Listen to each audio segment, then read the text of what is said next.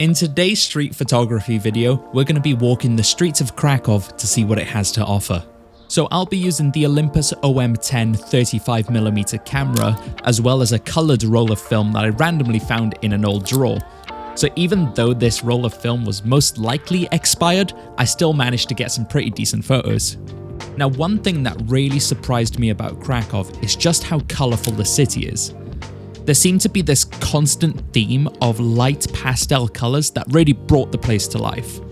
And there was definitely no shortage of tourists to take photos of, but one thing I really wanted to capture, as we don't really see it where I live, is the trams. Now, I didn't spend too much time trying to take photos of the trams by themselves. I actually tried using them more as a background presence that would complement the subject to my photo. Now, the architecture of nearly every building, house, and apartment looked amazing and had a very old look to it, which makes sense considering these photos were taken in Old Town Krakow.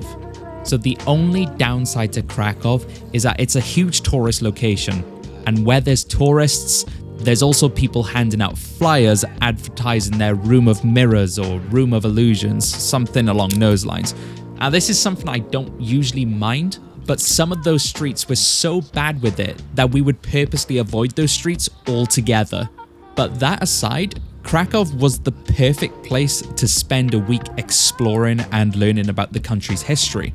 Now, we were meant to only spend, I think it was like 4 days there originally, but on the day of us returning back to the UK, that's when the whole of air traffic control shut down for the UK. And it was because of that of course our flight got cancelled, and we actually ended up rebooking a new flight that was about 4 or 5 days later. Luckily, Ryanair took care of everything, and it just meant that we could spend the next 4 or 5 nights in Krakow again.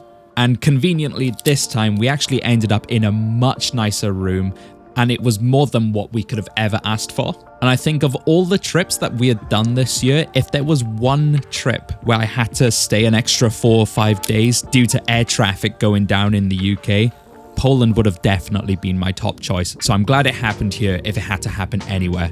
So I'll stop rambling away and let you watch the rest of the video. If at the end you really enjoyed it, make sure to leave a like and subscribe to the channel for future videos, and I'll catch you in the next one. Thanks again for watching.